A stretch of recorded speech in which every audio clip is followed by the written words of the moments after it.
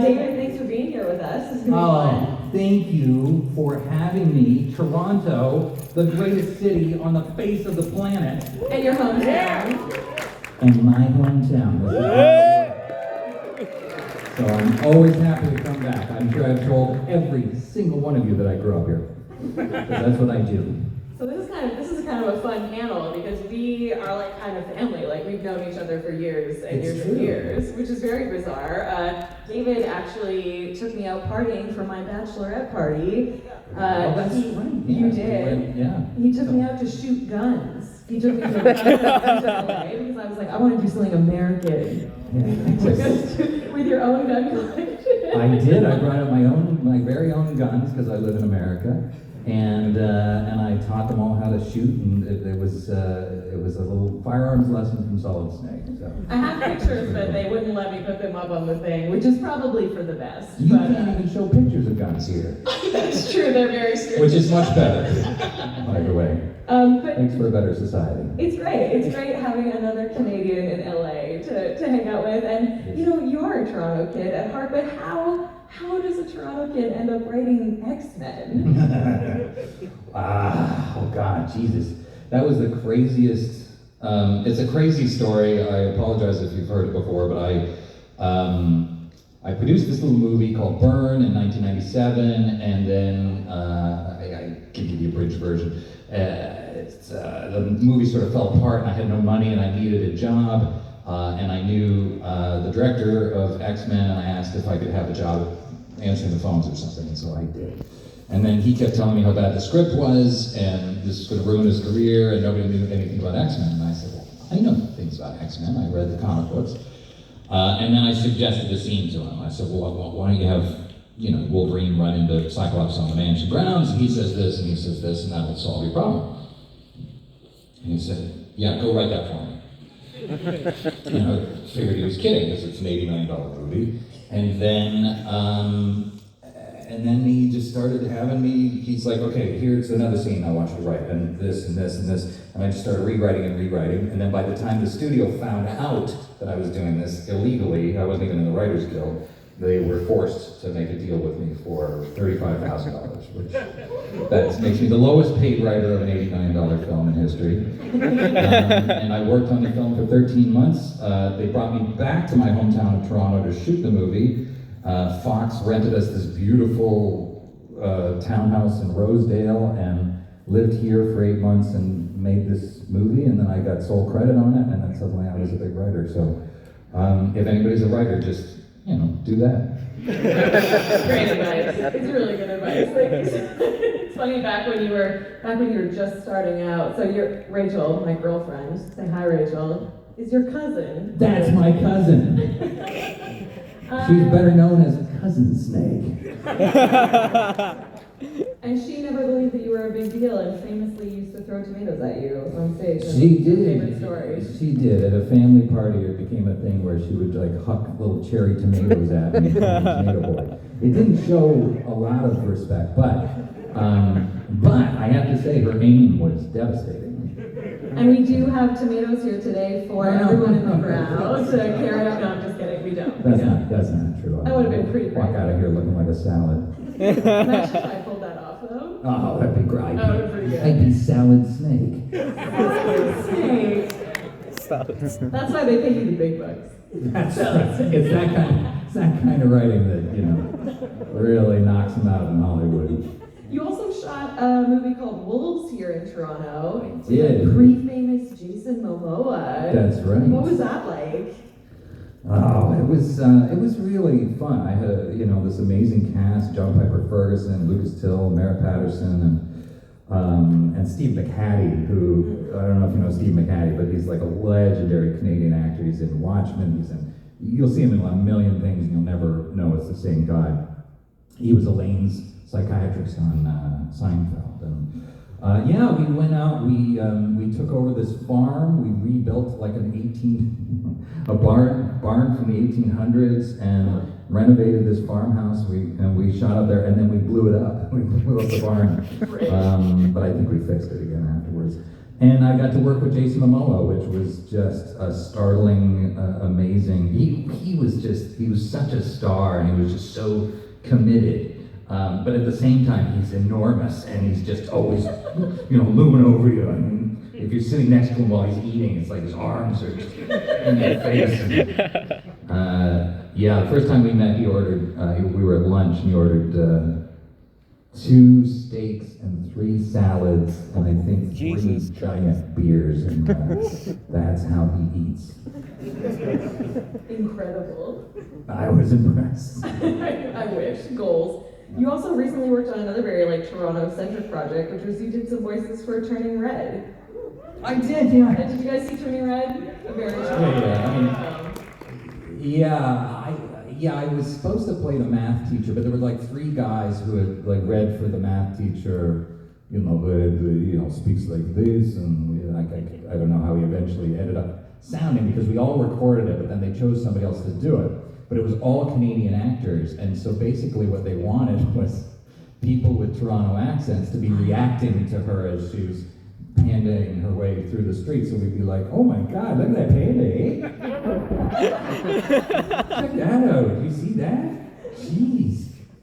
So if you hear panicked Torontonians in the background, some of them are me. Fully authentic. Fully authentic. I just went back to I kind of got rid of my Toronto accent when I went to Canada, so now I talk like this, and it's a Southern California sort of neutral American accent. But boy, when I left here, I was like, oh, we're gonna go do some voiceover, eh?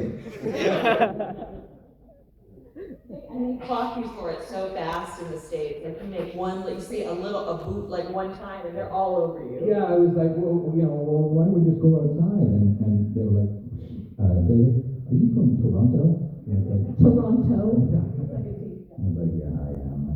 And that's when I got rid of my accent. Yeah, it was nothing. The pitches are like nothing. Yeah, I know. I know, and it's so funny. And none of the Canadians, they're like, you don't have an accent. What are you talking about, buddy? Exactly. I don't think we have accents. That's right. There's no accent here. Meet you down by the bike racks. No buddies. God, I do sound like that, don't I? Oh, that's a real piss off. No, it's a great accent. That's in the world. I also, in terms of your voice acting, you kind of mentioned this, speaking of Canadians, earlier this year, and I just wanted to put out a +1 and hope maybe we get a little crowd support. I think you would make a great Wolverine.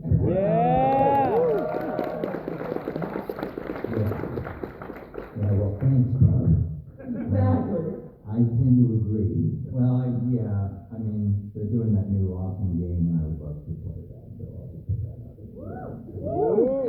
See what happens. Gotta go with the Canadian. Well, also, I'd like to say that because Hugh Jackman is the nicest man in the world, that a lot of Wolverine's personality came from me. I kept telling the director, I'm like, dude, this guy's so nice, and we gotta make it mean. And so a lot of that came from my own internal viciousness, which gets me through life. This January, you announced that you're writing a TV adaptation of American McGee's Alice. I am, What can you tell us about that? Yeah, exciting, right? Yeah, it's cool. Yeah, everybody's clapping knows those games, I'm assuming. It's so we're taking it out. We're pitching it out to the networks now. I'm talking to Netflix shortly about it, and our executive has played the games and is excited. So we'll see. As you know, if you played the games, there's this dark, twisted version of Alice in Wonderland, and it's like I always felt like I was always intrigued with Alice in Wonderland, and I always thought, oh, that's a cool idea, but at the same time, I always felt like it was just too light and too, she was always giggling when she should have been shrieking in terror and running from giant, pot-smoking caterpillars and, decapitating queens and stuff like that. And I was like, it never felt like properly horrific. And then I played Americans games, and I was like, that's the Alice I want to see. So we're trying to do something, really twisted and dark and cool, and ideally to shoot in London and to move over there for a few months out of the year. And that's sweet. It'll be nice. Yeah, and your current project, of course, is Warrior Nun. Do we have some Warrior Nun fans in the crowd? Amazing. Thank you. 4 or 5. Well, if you haven't watch it, you should. It's great. It is about a warrior nun. But multiple warrior nuns. It's really, it's aptly named. Awesome. Thank you, my friend. And you just finished shooting season 2 in Spain. What was that like? Oh my God. Yes, thank you for saying. I agree. I think the show is super fun. Our cast is amazing. It's just sort of kick-ass. I mean, people compare it to Buffy, and it's like that, but just, better written. But so... Damn. Like it just. So... My cousin's like, no, it's not. So yeah, and we shoot in Spain. So the first season was shot in Malaga, which is this beach town in Spain. The second season we shot in Madrid. And so my job was to fly to Madrid and get like a really nice apartment and then sit on set and tell people, well, this is where the story goes, and sort of explain story points and stuff. And then, couple that with like wine and maybe some olives and some calamari and sit in the sunshine. And it was a pretty damn good gig, if I do say so myself. Not too shabby. Not too shabby. And you're working with Simon Barry on that. I am, yes, famous Canadian showrunner who's done like 5 shows, Continuum, and Loved Continuum. Yeah, no, he's great. He brought me into it, and this was my first big produced television job. So, he's really taught me how to run a writer's room and all about production, and it was super cool. That's really amazing. Yeah. We do have a mic runner today. We're here in the green shirt. So if you have a question, please put your hand up and he will run the mic over to you. And while we get that first one done, I just want to say, with all of your projects, and especially, Warrior Nun, Alice now, you're such a champion for representation of women and queer people in all of your work, which I am very grateful for. And I'm just curious why that's so important to you. It's important to me because I grew up reading comic books, and the point of the comic books was any injustice against anyone is unjust, and I always felt, especially when I got the chance to start on X-Men, I got my big break, which was all about fighting bigotry. It was all about these badass women characters, and and I just believed in that stuff, and I always believed in that stuff. I was woke when it meant being nice to people, and I was always pushing for everybody to be included, and people in the studios would be like, well, that's fine, but let's make them all white guys. And I'm like, all right. And then now we're in a different age, and it's really lovely. And for example, we had a trans character named, her name is May Lifshitz. From May? Yes, she's like a model, and we said, well, we'll have a trans character, and we brought her in, and we shot with her, and she was amazing. And at the end of it, she said, I've never worked on a project where it never comes up. And I was like, why should it come up? You're just who you are.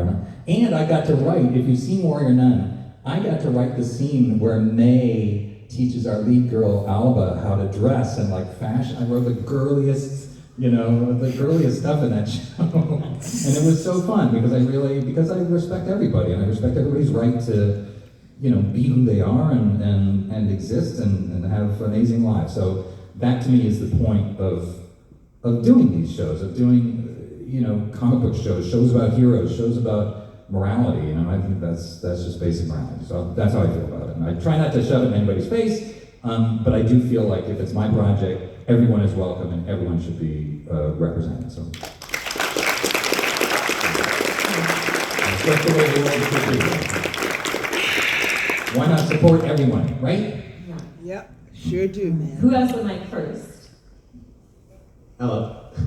Hey. I have kind of a stupid question, but how often do you get asked to do the dummy thick snake meme? Well, listen, let me tell you. So here's what happened. I was trying to sneak around, but the problem is that I'm dummy thick, and the clap of my ass cheeks got the word of the guards. I get asked it, let's see, when I'm at these things, probably 3-4 times a day. It's a nice break in my day. And you're great at it. Oh, no. Great question, not a stupid question. Not a stupid question at all. Hi, I'd just like to start off by thanking you for cutting your paycheck in half for all the great talent to come back on the Twin Snakes. Well, thank you. For anybody who doesn't know, we did the first Metal Gear. We had to re-record the entire game again to make Twin Snakes for the Nintendo GameCube. And I had started doing the X-Men movies, and I started making a lot of money. And so I told, Konami when they wanted to do it again, okay, I'm going to need, a big pile of money. And they said, okay, great. And then the other actors asked for like a little bit more money, and they were like, no, and they were going to fire everybody, replace everybody in the original cast. And so I said, okay, will you pay me this much money? And they said, yes. And I said, okay, then take this much money and then split that among the original cast members and give everybody a raise and make sure everybody comes back. And so that's what I did. And in an effort to make sure that game felt as much like the original Metal Gear as possible. So, yes, well, you're welcome. It wasn't quite half, though. Sorry, I still took a big chunk for myself. Not entirely altruistic. Sorry, I do still have 2 questions, so please bear with me. Of course.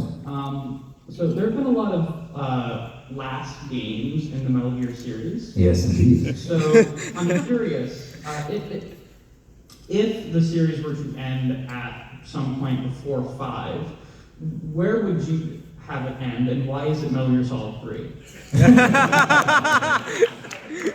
Oh, well, it's Amelia? Yes. Amelia. It's not Metal Gear 3 because that's the beginning of the story. It would be Metal Gear 4, where the progeny of Big Boss has accelerated aging. Meryl is off to marry Johnny Sasaki, the Diarrhea Kid. And Snake, as reward for his lifetime of service, is going to go to his ranch and die. So that was sort of the ending of the story for me. But at the same time, I don't want it to end. I would, people are always like, "Would you play Snake again?" And I'm like, "Yeah. Why? Are you offering?" So I would play it any time, and I've talked about, we've talked with fans about doing like the original NES games, or there's a lot of lore there that can still be explored, and I hope we do it. But every Snake or every Metal Gear game comes to like a poignant end, and Kojima's so good at that. It's sort of emotionally wiping you out by the end. And the end of Snake Eater is it's pretty devastating, but there's all that future to go. So, all right, who else? If you ever had a chance to work on do you have a potential game franchise that you want to write or voice act for that you really always want to do? Yeah, well, look, I'm a huge Batman fan. I'm a huge Arkham games fan. I'm a huge Daredevil fan. So there are things that I would like to do. And again, I'd be fine playing Wolverine if anybody's casting. But I can't. Beyond that, I can't really say, because if I say it, it starts a thing where people are like, "Oh, Hayter's going to try to do this," and then somebody else buys it, and then I can never do it, and it causes a kerfuffle. In fact, I shouldn't bring up anything ever, because I was here. Well, I wasn't here. I was at some Comic-Con, and I mentioned something about the new Daredevil reboot coming up, and they're like, "David Hayter confirms Daredevil reboot," and I was like, "No, I just heard a rumor," But so that was troublesome. You're too powerful. People are so excited about any word, and they're like, "Marvel writer David Hayter." I'm like, I haven't read for Marvel for quite some time. Tell by the writing of the movies. Anyway, oh, come on.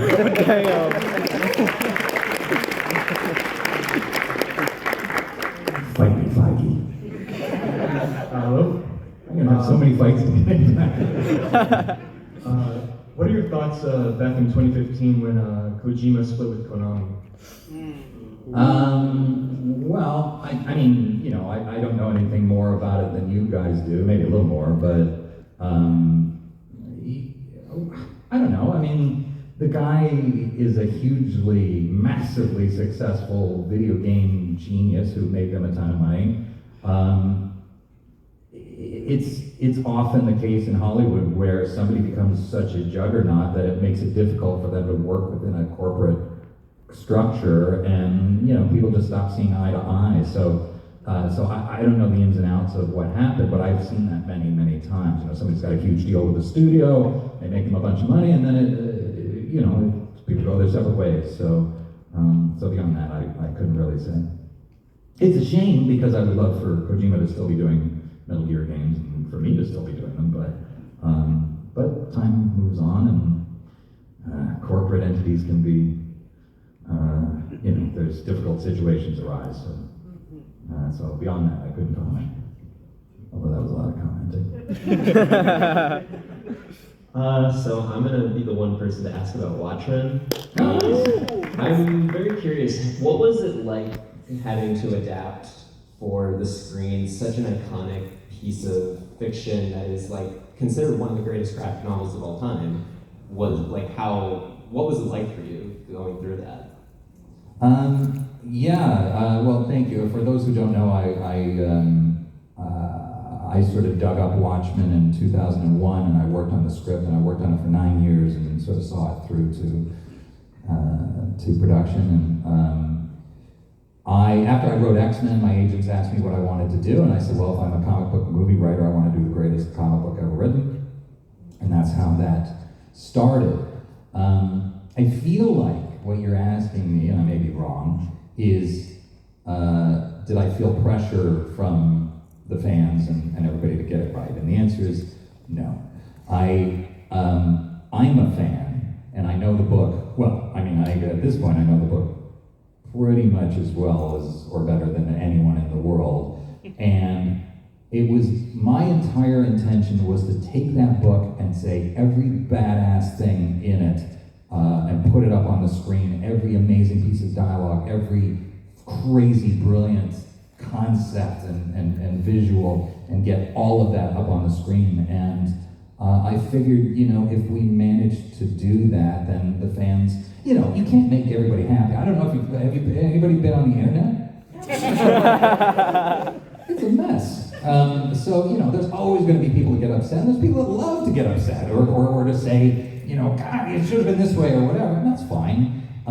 So it's sort of a fool's errand to try to make everyone happy, but I think that the real choice is to look at the property and say, what makes this true? What makes this feel like Watchmen? And, you know, people have quibbles with the movie, with the ending that I changed, and this and that, but in the end, what we made was a real adaptation of that book, and so I'm very proud of it from that perspective. And if anybody else is adapting a famous piece of material, I would just advise, stay true to the story, what makes you a fan, and bring that fire to it, and hopefully other people will feel that. Hey. Oh, hello. What was the workshopping process like for the voice of Snake? Because I mean, everyone here has probably heard hours of your voice, but it seems like it comes pretty naturally. But did you just like? Yeah, it does, doesn't it? Thank you. Well, the process was I auditioned with my voice, which I'm older now, obviously. Everybody's older now. I auditioned with my voice, which was sort of like this, you know, this is Colonel, this is Solid Snake. And, you know, like sort of, you know, I sound like a young fighter pilot or something. Like, you know, come in, I'm doing the mission, and blah, blah, blah. And then they gave me the script in advance. And the very first scene, the scene in the submarine, It's like, you know, Snake, we brought you back from Alaska, and we know you're a legend, and we know you're retired, and so on and so forth. And he just wanted to be left alone, and he had already been through the bulk of his career, and he was already this jaded soldier. And I thought, this voice doesn't match that guy, you know? And so I was just like, you know, leave me alone. I don't want to do this. I don't want to come back. And it just sort of started to happen. So I went in, and so it was just sort of my own rehearsal process. And then I went in, and I started recording, and then Chris Zimmerman, who directed all the English language versions of the games. So halfway through the day, she goes, Chris is the best. yeah, oh yeah, she's Like, freaking legend. the best voice actor director, I think, in the business. Yeah. I totally agree. And so halfway through the day, she goes, hey, can I play you the voice you auditioned with? And I was like, sure. And so they played it. It was completely different, you know? And I was like, well, do you want to go back and redo it? And she goes, no, I think this is working. And you know, and the voice is a little cartoony, and it's a little over the top, but I also felt like the script was a little strange, and you know, the world was a little strange, it was a little heightened. And so I thought, I kind of feel like this is working. Like this guy should be more than just an average soldier, more than just a real guy. He should be like this epic thing. And so that's how it came together. I'm May the force be with you. I'm Mr. Hayter. Boss! You're pretty good. You're pretty good. I just have a question. So when it comes to voice acting, what's the inspiration? Like, how do you find for inspirations for the characters? Do you have like a process, or do you look through movies and think, I like this character, but maybe I could do a different version of that? Like, how does it work for you? Yeah, well, I mean, when you're starting out as an actor, what you tend to do is you look at actors you love, and for me it was like, you know, Harrison Ford or Tom Cruise or whatever, and I sort of like picked up little bits from that. And, you know, everything I do, every movement I make is pretty much from the original Top Gun. That's where I learned to be relatively acceptable to society. But for a voiceover job, well, a very important thing is to be able to look at the character and see what the visual of the character is, the drawing or the 3D execution or whatever, and really look at them and find out, you know, are they big? Are they barrel-chested? Are they huge? You know, or are they skinny? Are they small? Are they posh? You know, are they English? You know, I don't know. And then go through the dialogue and figure out all the little clues that tell you who this person is, and you'll start to get a sense of, you know, you start to lose the sense of yourself, and you start to get a sense of this character, and the fact that you sort of picture them speaking in your mind, and then you emulate that voice, and you know, that's the acting work that all the VO people do. You know, that's how it works. Of course. Thank you. Hello. Well, hello. I also have a Watchmen question for you. So fantastic. not just one. Alan Moore was so famously opposed to having that word translated to other media, but he also said that, I believe I'm not mistaken, he said that your version was about as close as he could imagine anyone ever getting if it were to be done successfully, which seems like very high praise coming from him. Apart from that, did he have any direct feedback with you, or general thoughts about what you had done? Yeah, I think it was some reporter gave me his home number, and I was ballsy enough to call it. So I called Alan Moore from my office at Universal, and I said, Mr. Moore, my name is David Hayter, and I said, look, I know you're not a big fan of Hollywood, and I completely identify with that and understand, but I want to let you know I've been hired to adapt your masterpiece into a movie, and I wanted to let you know how much I love it, how important it is to me to do it properly, to honor the book, and to ask you if at any point you want to take part in the creative process, you know, I'd be honored to whatever extent. And he was so nice. And he was like, oh no, David, you know, the book was my story, and the movie's your story, but you give me a call anytime, and I'll give you, you know, if I can answer any questions, you just let me know. And so I called him a few times along the way. I called him because Dr. Manhattan says something about, I want to include something or other in the bestiary. I didn't know what that was, so I called up Alan and I said, so what is the bestiary? He said, I said, am I calling it a bad time? He was like, oh, no, David, I'm just baking some muffins. Which was the greatest thing to have Alan Moore say to you.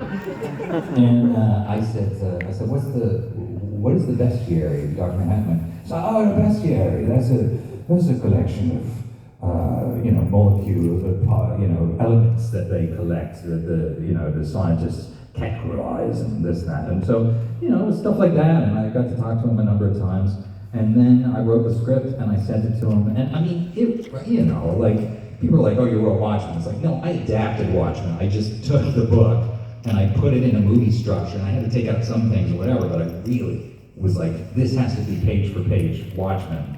And I sent it to him, and then he told Empire Magazine that he appreciated the script, and that was a huge thing, because he just, I think he doesn't believe in spending the gross national product of Cuba on a movie, and I can understand that. And he also doesn't want to see it warped, but at the same time, he understood that I loved it so much.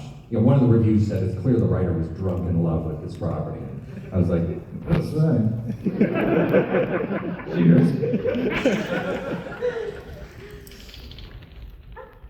Hi again. I have my mic snatched away from me before I could ask my second question. This is a really important one. What is your favorite soup? Soup! Or subcategory of soup.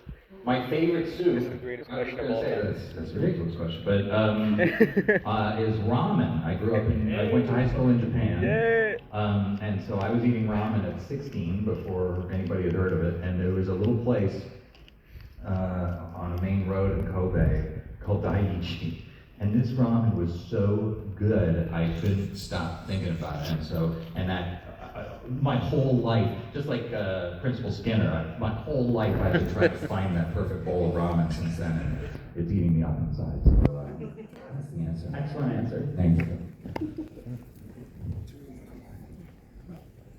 Hello, my name's Mufti. Hey, Mufti. Oh yeah, we met yesterday. I'm glad you remember. I have 3 things to say. Oh, good lord. All right. So my first question is, at the end of Metal Gear Solid 2, you talk a lot about passing on the torch and giving your legacy. And I was wondering, for you personally, David Hayter, did you think that you passed on a good enough legacy, or you succeeded in doing that?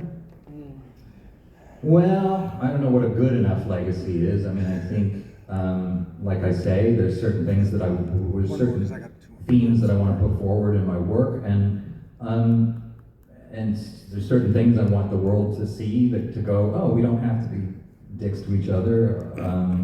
We can all sort of share this planet, and so that's one element of it. But the other element of it is Solid Snake and all of the people, so many people, and some of you in this room, coming up to me and saying, how important the character was to them, and how inspiring it was, or how it got them through tough times, or how it got them to bond with their uncle or their brother or their dad, and like that to me is a legacy worth creating. I mean, I'm very fortunate I just hear these stories all the time that make me want to cry. It's a lovely thing, so I'm pretty happy with my legacy. Right, and one more thing. So if you could put the mic really far from your face and yell liquid.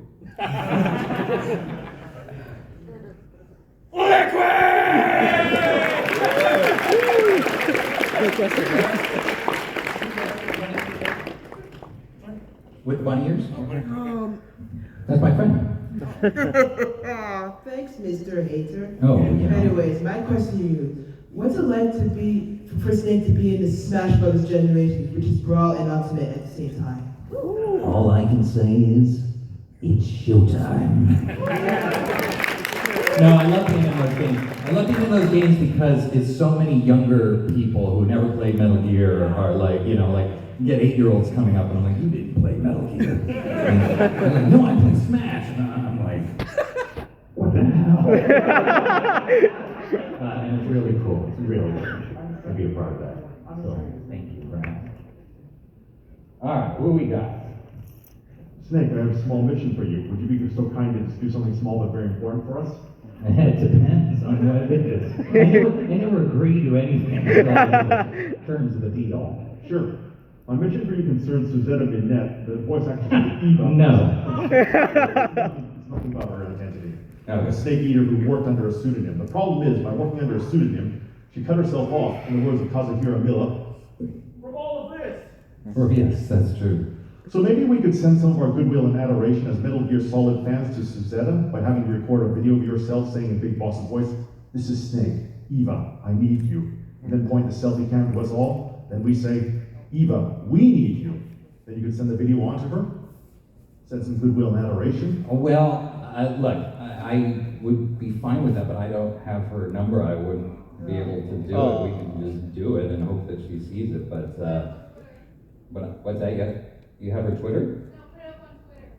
I can put it up on Twitter. I don't know if she's on Twitter, but I will say, Ava, this is Snake. We need you. We need you! Yay! That was perfect. Nice. She will appreciate that.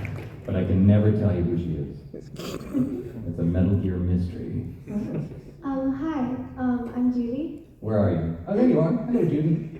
Sorry, this is a really dumb question, but I was wondering, for X-Men, what was the most difficult character to like write on screen and like create their character to like actually be shown to everyone, if that makes sense? That's so incredibly not a dumb question. That's not a dumb question at all. I mean, they're all unique and strange characters. I mean, they weren't that difficult for me because the reason I got that job was because I was such an intense X-Men comic book fan.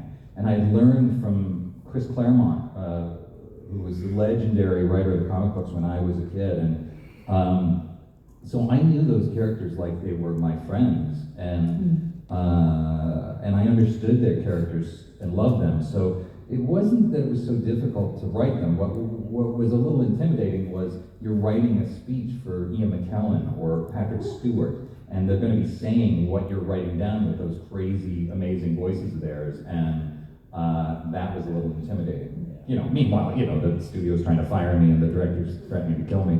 So the pressures were more along those lines. Just normal stuff. Yeah. All right, who's next? Right over here. Hi. Hello. Where are you? Wait. I'm Jazzy. There you are. I have a question. So I'm a giant fan of the Alice games. I want to know what kind of like do you want as your interpretation of the games? Like, do you want to go for more of the madness of it? Do you want to go for darker like terms to it? Do you want to kind of put more light into it? I kind of want to understand that. I understand that you want to understand that. It's hard for me to say because part of that's my whole pitch to set up the show. So there's a lot of things I don't want to reveal, but I love the horror of it. I love the point of it to me is that it's not the Wizard of Oz. So Oz is a place where you go. You know, you're having problems in your life, so you go, you have this fantasy adventure and so on and so forth, and then everything, you click your heels and you go home and everything's fine. Wonderland is where you go when you go crazy, and everyone there is crazy. And so it's really, to me, it's about mental illness, it's about schizophrenia, it's about creating a world where you're just not sure what's real, what you believe, what you are, and the horror of that. At the same time, I want it to be fun and I want it to have, you know, magic and coolness and badass effects and stuff like that. But that's what it's about. It's like, it's the fear of what happens when you lose your mind, basically. So I can't really say much more than that, but yeah, thanks. All right. I think we have time for one more. Oh, I'm honored. Thank you very much. So, hi, David. First off, I just want to say that I think I can speak for everyone. You talked about your legacy that you've built, and that really is me. And I thank you for everything you've done, everything you've worked on. It's been really great to see your work. One thing I didn't know though was that you were so involved in, you know, some of the things that I grew up with as well, like X-Men and Watchmen. I had no idea you worked on that, and that is also great to see that you worked on that. So thank you for that. Yeah, there's usually something in your childhood that I made up, which is pretty nice. I just wanted to ask, like, you've worked on so much. How difficult was it for you to balance writing and voice acting and everything else that you've done throughout your years? Extremely difficult. You know, when I became a writer, I kind of felt liberated from the acting world. I was like, I never have to audition for anything again in my life, and that was a great relief. But I missed it at the same time. You know, my whole life I intended to just be an actor. So what happened with the acting was I just sort of took jobs that were offered to me and didn't really pursue it beyond that. If a friend was doing a movie and they wanted me to be in it, great. If somebody was doing a video game and they're like, we want you to be a part of it, I would do it. And I was lucky enough to get work along the way. What is difficult is being a professional screenwriter. I mean, it's difficult to break in, but to survive for 20 years and keep writing and keep getting paid to write requires you to write so much that it's like broken my brain. My cousin can attest to this. I'm completely insane. I've written so many stories. I've written so much that will never come to the screen that it's, yeah, it's overwhelming and it is tough. But at the same time, I get to live this life. I get to travel to Spain. I get to come to Toronto and see you lovely people. And so, in the end, it's all worth it. But yeah, being a professional writer is not for the faint of heart or the meager of brain. You have to. I'm just kidding about the meager of brain. It's just a lot, man. And plus, I go to parties and people pitch me stories, and so it's like people are constantly pitching me stuff. It's like being the Sandman, you know. It's like constant stories in your brain, and so yes, I don't mean to complain, but that's the reality of the life. Well, we are grateful that you have worked so hard. Yeah! Thank you. Thank you so much for joining us, everyone. Thank you! Yeah! Thank you so much. I love each and every one of you, and let me just say, you're pretty good. Yeah! Good luck when you're flying home. Thank you. Let's see. Okay. Thank you so much. Pleasure.